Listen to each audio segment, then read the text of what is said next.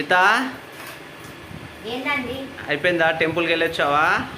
Hi అండి, మేమైతే టెంపుల్కి వెళ్తామని చెప్పినాం కదా. టెంపుల్కి వెళ్ళి వచ్చేవారికి మస్తు లేట్ అయిపోయింది. 2:30కి వచ్చినాం. మేము వచ్చి కొంచెం వాటర్ మిలన్ అయితే తిన్నాం.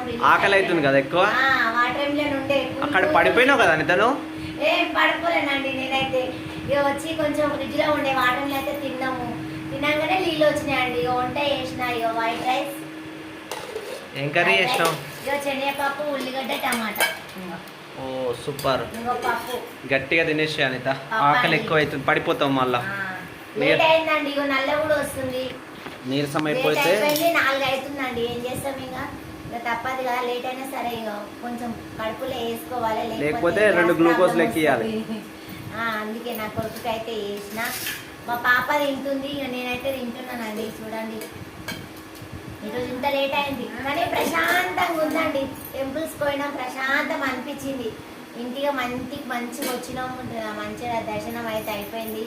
ఇంటికి వచ్చినాం, మంచిగా వంట చేసుకున్నాం, తింటున్నాం. నేనైతే తింటున్నా ఫ్రెండ్స్. బాయ్ అండి. లైక్ చేయండి, షేర్ చేయండి, సబ్స్క్రైబ్ చేసుకోండి.